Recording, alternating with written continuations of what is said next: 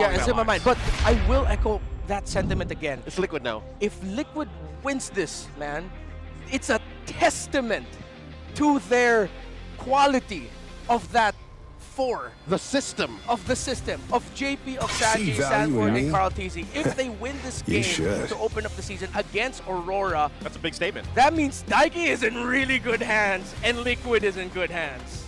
That's going to be, I am a I daughter feel like a of precedent Northern already Vale. if they start I off by swear winning to the series protect it against the till my defending world last champions, breath. and reminding everybody that once we saw the regular season last season, in Season 16, RORA was as dominant as ever. Yes. And then, you know, they went through the playoffs and everything else, and I feel like they have just had this own kind of training arc for themselves up to where they are now. So this is, it's almost weird saying like, yeah, Aurora is that team to beat here for TLPH. And looking at this for Liquid, especially, look at the bans they're going through. Yeah, Marcel, Aurora, if they're going to be giving that a big question, I mean, the big talk behind the scenes is Marcel is busted as a hero. So is Aurora really going to allow TLPH to bust with Marcel? Oh! They will!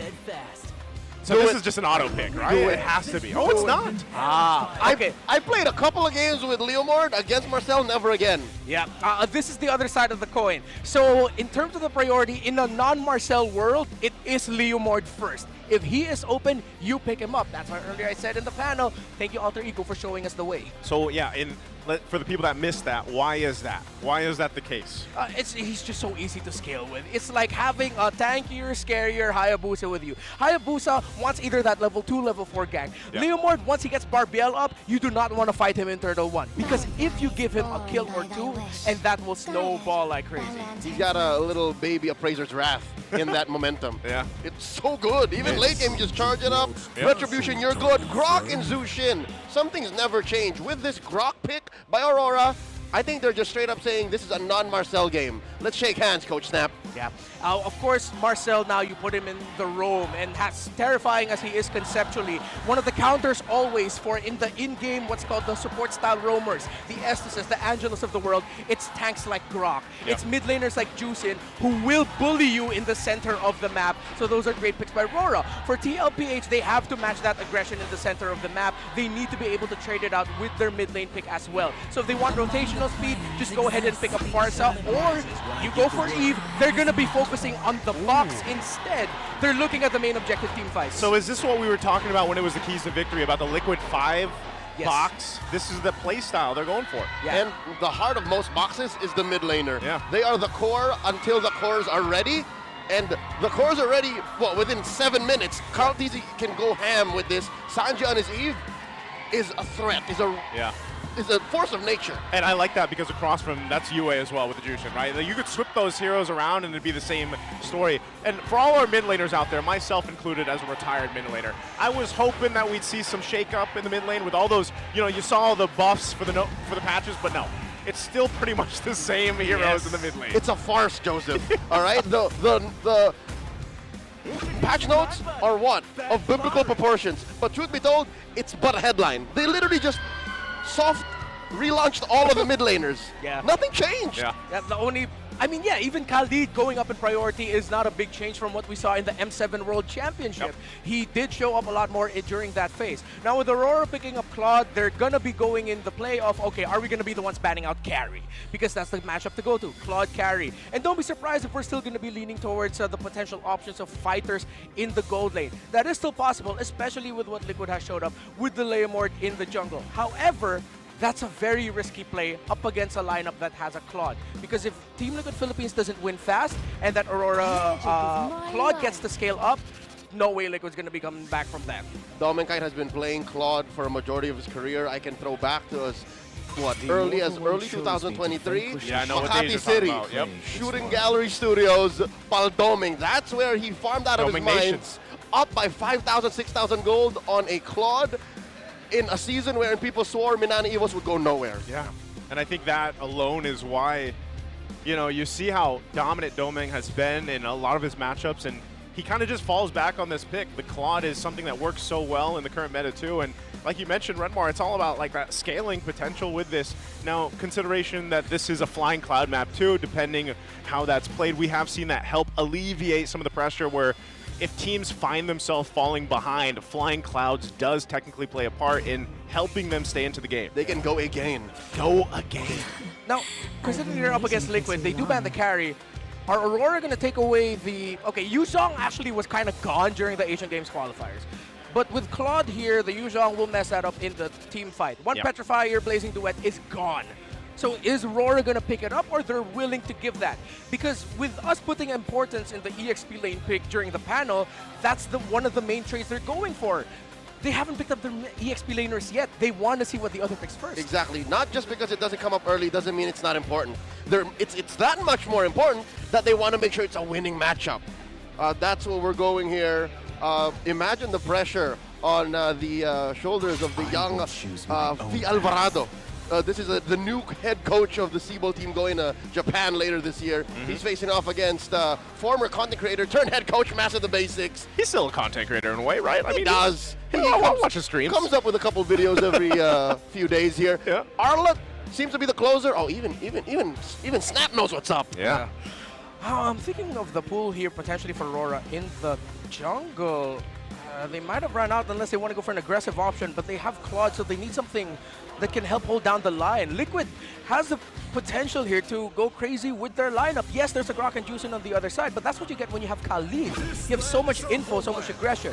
So Aurora are going to be going for the Lapu Lapu. Let's see if Liquid are going to go static and they go for the Esme Lapu matchup in lane. Esme is still open. That is going to be the more stable approach, and then they'll just go for a carry for Daiki.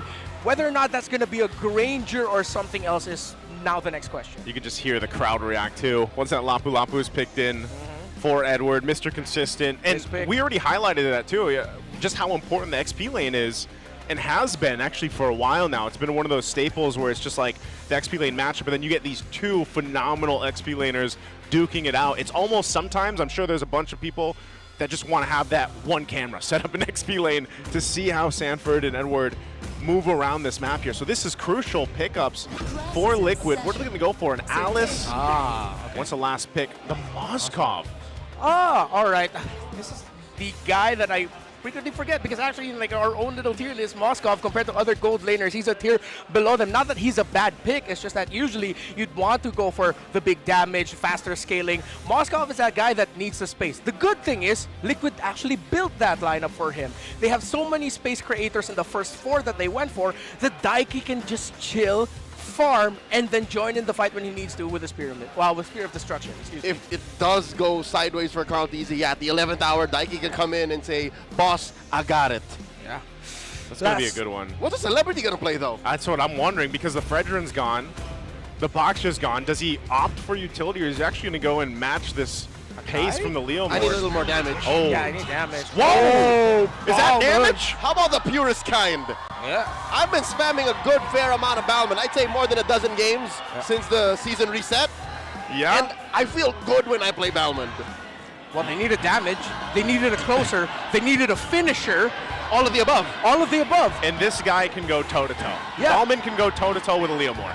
And it was during Season 9 when they started rolling out. Shout out to SDZYZ. Yeah. With the changes then, the meta that changed the game, the tanky fighter junglers, Balmond was one of the first few to show up in that role. And Demon Kite excelled with that, hence why he became a champion then. Theoretically, it all works out. I'm leaning a little bit more Liquid, but if Liquid are not careful and Balmond gets to rack up some kills, they could get snowballed here. The thing is, it's a very specific condition.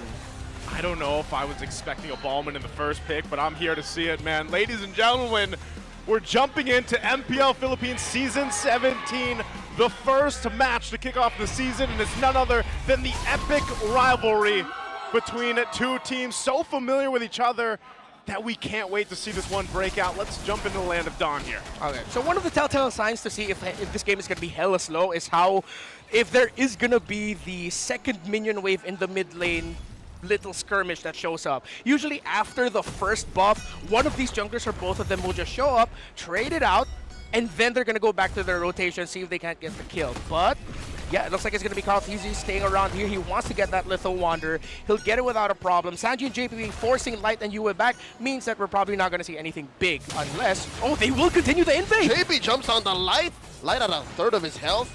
Looking to save the range here for Demon Kite, just to secure his orange. This is one of the good things you get with a Balmond, just the speed. You can match that Leomord. Yeah, that's what I was just kind of thinking here is your potential to stay up to pace was the main question when we got through that draft. We saw that Leomord first pick on the blue side. And Balmond being one of those heroes maybe pops up more and more, but especially I think because of the fact that the Fredrin was taken out and that's, you know, one of the go-to picks of Demon Kite, a Balmond is going to be an interesting thing in this whole kind of game one, really, and how it goes up against the first Turtles here in just a bit, but it's oh, hold on. So fast, look! He's already level 4! That's his own pace, man. Yeah. And I think that's why Team Liquid Philippines wanted to invade and just get that green cap. They wanted to delay this. And now it is around the 4th minion wave. Here comes Demon Cap. Okay, they forced out the flicker from Sanji. He won't have that for the first turtle. This could be a relatively easy one for Aurora if Sanford cannot get to level 4. Yeah, Light trying to get that level 4 too, but Turtle being up, he's probably not going to have it, but you already know that Light with this, oh, Dominkai? Whoa, Daiki, fresh, off from the MDO. Oh! Bringing out those recalls. Yue got a face full of damage coming in from JP on him. Demon Kite spinning around. Throne of Ruin catches Bowman. Demon Kite in the back line. Down goes Sanji. Edward finds him. DK holding on. The GOAT finds him. That's a 1-for-1 trade. One aside. In comes the Spear of Misery. And Devastation coming in! Cold Easy finds another! JP traded out for Carl holding on. Yue finds him, slams him down. 40, the Apex Predator, the only one left standing. Welcome to Season 17! It was so important for the Alice to hit level 4, and since he was, him and Carl Teasy, Sanford and Carl, decided to chase after Demon Kite. Now, Sanji unfortunately got caught out by RORA, who saw the misposition by the mid lane, decided to pounce on him. That could have gone so well for RORA, but of course, the killing spree on Carl Teasy kept him alive and got him 3. Oh, here we go. Set it up again for this first turtle. They just want to duke it out. They jump on a 2, and that's just way too much damage. Call! Can't even call that MPL.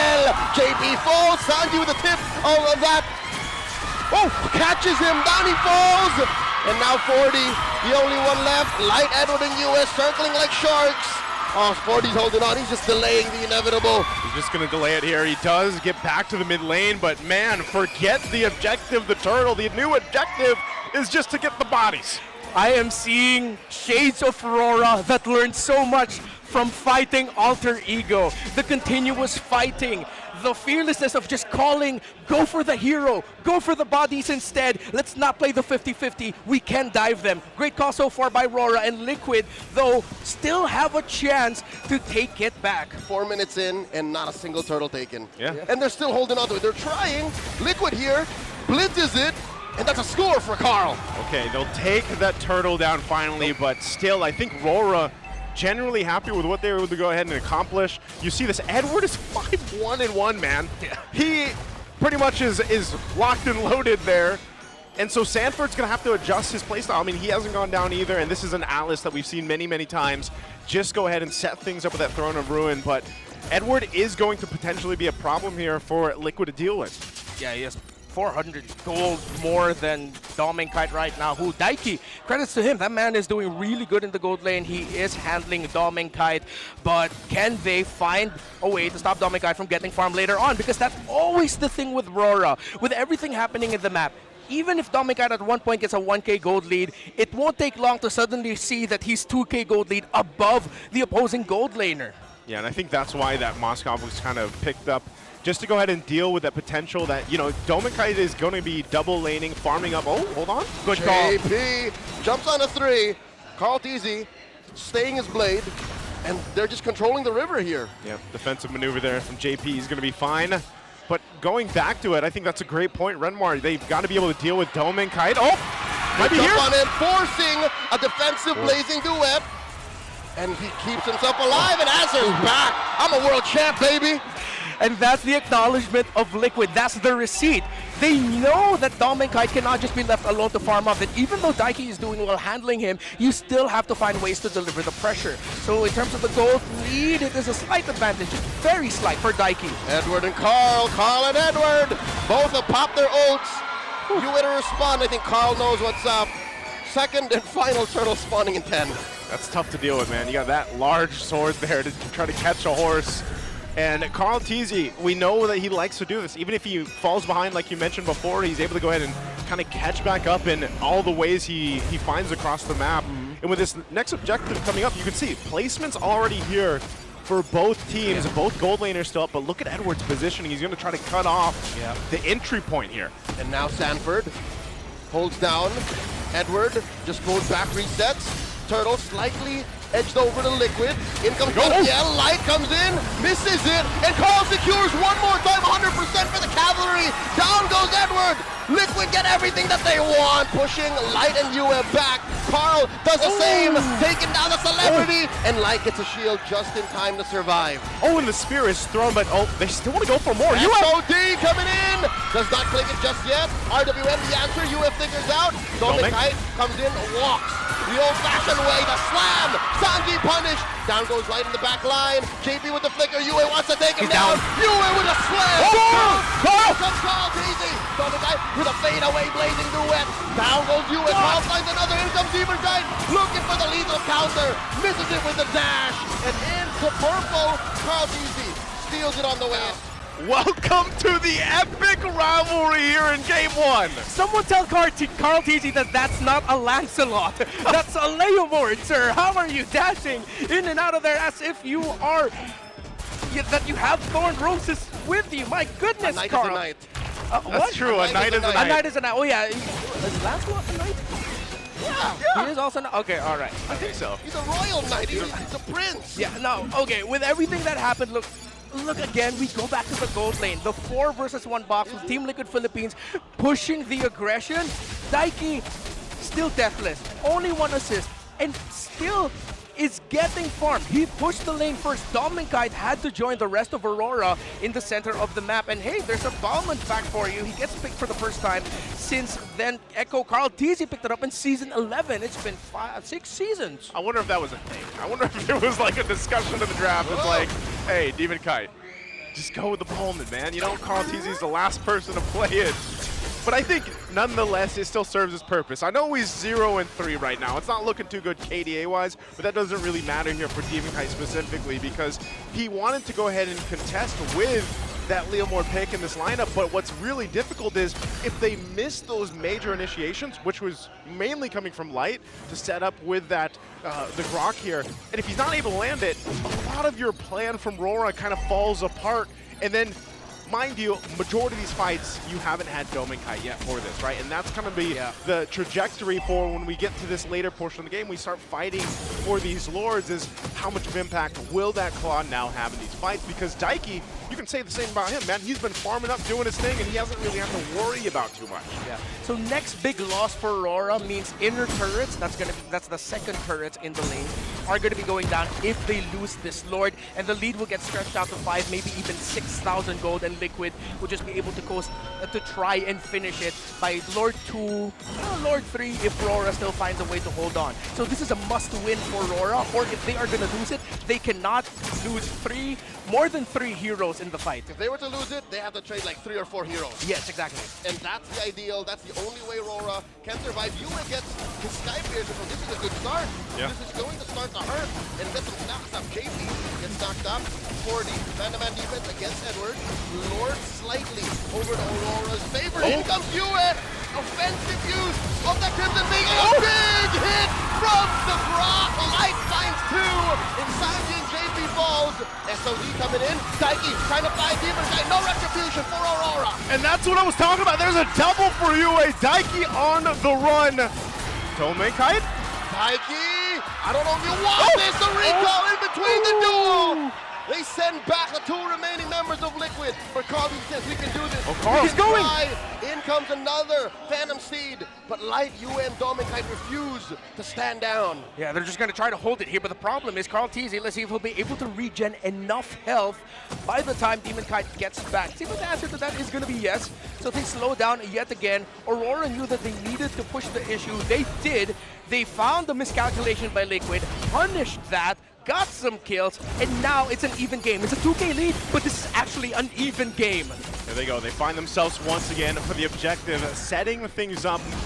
Both teams getting into position. Carlteasy will go ahead and hold this. Dominkite now picking up his Corrosion Scythe, so it is going to be a reset. They look to want to take out at least the tier 1 turret in the mid for RORA to have a bit of space to work with, but they do fight. They've got control of the Lord now, half health on this. There they go. Down to an 8, the answer from the back. A big knockup from the Lord, canceling Light's engagement. And a blinking them at the back. Down goes JP, Carlteasy, the sharpest retribution in the game. Takes the Lord, down goes Edward. This goes sideways for the Northern Lights. And all of that thrown just for Daddy JP to go down. It's a good trade. Edward Light fall. Team Liquid Philippines gets the Lord. You got to give a credit to Liquid. In this game alone, they've already answered the doubts. I know it's just the start of the season. Aurora, they had a great idea with this bomb, and it just seems like the practice isn't quite there yet in terms of actually being able to show what this lineup can do. Is it because Liquid denied them the opportunities? It looks like that's actually the case. In this sequence, I didn't even notice Carl got the Lord until you called it out. He was just riding through there underneath his own teams are a real-world manipulation. He was safe, retry, then he just rode away with Barbiel. Here's the thing, game's not over yet. We don't know if RORA or Liquid wins, but the latter seems more evident. I don't think it's the problem with the balance. I think it's just Liquid. Yep. Yeah. Again, we mentioned this pre-game. Their system just works so well. This is the Liquid Stampede. This is the trademark. RORA gave them too many cracks to come through. Yeah, now at this point, they're going to have to hold on the best they can. I mean, you look at this 4,000 behind, and I think when you kind of have to look at where can RORA turn this in their favor, a lot of these fights, like I said, are on the shoulders of Light to get that setup like we saw from earlier, that setup. And if it goes down, I feel like they're almost trying to pick up the pieces here to win the team fight. Yeah, roughly 3,500 gold lead for the Leomord of Carlteasy. That's not something that you want to see. Their lineup falling behind and you have a Bamon jungle. They go in, but they miscalculate. Uh-oh, Raging Sandstorm misses the mark. In comes a big tech charge coming in from Light, and he's very low. Might bite it down, he goes. Carlteasy gets the kill in the back line. JP gets punished by Edward, and now Edward caught between 3 members, and now Carlteasy might take down Demonkite. JC says no. Daiki finds Mr. Consistent as he tries to exit. 2 for 1 the trade. Liquid still wins. Daiki, impressive positioning. Aurora committed in trying to take down that Moskov, but he made the most out of the flickers and all his dashes. Oh my lord, Yue gets slain underneath his own base. Man. The Stampede is reckoning. The base still left standing. Carlteasy at death's door, still alive. No waves for Liquid. And there you go. On the defense, I don't think they're going to be able to do much else. It is going to be a reset, though, for TL. I don't think Light wants to actually force anything here. They're just going to clear this out. But, man, this is in control now for TLPH. We are just seeing, once again, how Alter Ego, how teams who play the Leomord in M7 excelled with this pick. It's inevitable that if you have a Leomord who had a fantastic early to mid game, and if he continues to get kills and you leave him open, it's gonna be a rough time to try and crawl back through that. Before that sequence, Carl already got to build up his Malefic Roar. That's a huge damage boost that will melt even Edward, who at one point was like the main guy that Carlteasy looked at and said, why can't I take you down? But with that Malefic Roar up, he doesn't care anymore. He's able to. And again, going back to Daiki, he's getting protected really well by Liquid, and he himself is playing individually great. Dominkite commits the blazing duet early, pushes back 2 and 3, and now Sanford finds Dominkite and punishes him. The Apex Predator finds his prey. Down goes Carl, down goes Daiki. TK finds 2. RWM the answer trying to quell RORA's forward assault. Now Sanford looking to take him down. Live sucking these 3 and 4 members. JP looking to assist the Apex Predator, and now they're gonna take down 40. Can he gleam on out of here? 40 hold it on. The lethal counter ends him. It was such a good attempt from Sanford to set things up with the positioning on the Alice. But the fighting potential from RORA wins the team fight. It was a bait. That is one of the plays that you can do as a Claude. Initiate first, burn your blazing duet, make the other team think that they can initiate and win, but the rest of the team is holding strong and ready to clap back. It was scary when Sanford went in, but Aurora handled the counter well, light with a tech charge, but I think that was more predictive than anything. Oh no! There's the SOD! Dominguez secures it! Underneath all that! Daiki finds Yue! And Daiki throwing these spears away! Humankind dashes out! Aurora just want to be happy with the Lord that they finally got! Light with the flicker back! Dominguez's got Daiki on him! And they cannot finish what they started! Yue is the only price they pay! So much was used there, but they had to. They'll go ahead, reset, get full health, defend and clear this out, but that was so close for RORA. There's a lot of chaos, there's a lot of fighting, but you see the method and the thinking behind everything that has happened so far, the back and forth. Again, the M7 World Championship showed us the importance of not being afraid to trade, going for the heroes, going for the kills. Yes, the objectives are there, but at the same time, getting hero kills allows you to get objectives. And by the way, great little freeze on the Lord up top. But just a quick little delay for Light, which allows Aurora to dictate the tempo a little bit better with this push. That's where they have to. At this point, mind you, they were down nearly 6,000 gold earlier on. That last team fight alone really allowed Aurora to get some more control into this game. Yes, they might have lost the base turret early on, but they're in a good position to now get to the base of TLPH. It looks like they're going to start things up. They should be able to clear out the Lord pretty well as it does go down now here on the top side. But RORA will clear out the tier 2 in the mid, potentially this bottom, and that might be all they get off that Lord play. Yeah, Aurora, for a majority of this game, has lost the map. It's just evident of their draft. It's not a very wave management-centric lineup. So after that big fight win, this is the best that they could do. A big Lord take could mean equalizing the map. And at this point, the only real advantage Liquid has is that penetration mid. Yeah. So RORA are ramping up to actually gaining control of this game. And this is something that we acknowledged also during the draft. Liquid, they were able to take the condition that we mainly stated for them, control it, but they couldn't find the big win to try and end it. Yes, they got the tower down in mid, but then after that, RORA got the clap back, and Dominguez got a little bit more farm, got a little bit more time, and now they're at this point where they don't even need to use Dominguez as the main source of damage. As we mentioned earlier, this play was started because Dominguez came in as the first initiation. Yeah. He baited out abilities from Liquid. They roped Liquid into taking that fight, roped Sanford into finding an excellent Throne of Ruin, but then they were able to counter it because now they are at this point where this is the comfort of their lineup, late game. And folks, just as a little reminder, these are trained professionals, world champions at that. Do not try this at home. Do not be the Claude that Dominguez was and be the initiator. He did this with his team's blessing, and it was a, I assume, planned play. Yeah, I was going to say, and they probably, we've seen Dominguez do that so many times that I almost feel like they might not even call it. It's just Dominguez like, I'm going to go do this. He comes back, team knows how to respond. You saw that too when that fight broke out, that 2 chastised pauldrons were picked up for Demon Kite and I believe Edward. So that kind of helps deal with even some of the scaling that we see with the Moskov usually at this portion of the game. Great zoning. Where now they can help him. Here it is. This Lord is going to be a crucial one. Dons, JP getting bursted here, forced to use a flicker and a raging sandstorm defensively. Carl Easy holding that Y brush. What's he going to do with this light? Susses him out. JP comes back. Quick sand guard keeps him popped up. In comes Yue with a forward Crimson Beacon. Sanford trying to stop his forward movement. And here comes Barbiel called in by Carl. Lot of damage. Blazing duet. Down goes Daiki. Edward finds him. And now one more JP gets immortality bomb. Oh my God.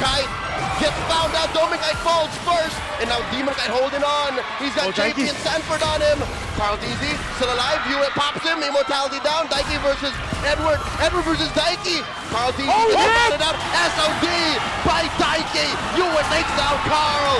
Yue gets taken out by JP. Massive trades. Welcome to the MPL Philippines, Daiki. What a move. Demon Kite spinning to win it. And he gets some spell back.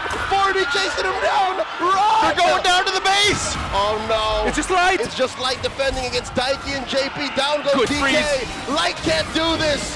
Light can't. He's hoping for a miracle. Pulls away the minions, pulls away 2 members. Dominic comes back in 7. Could he do it? Can he? 4 seconds on Dominkite. They're trying to clear it out. Lightbot, so much time! He pulled it! My God! Got through. The base! There's a card! He goes in with a blazing duet! No minions! No minions! One week! RORA still in the One week! And I think that's it. Liquid stampedes through, taking game 1. That is just game 1. We've missed you. Welcome back to MPL Philippines, the home of champions. Daiki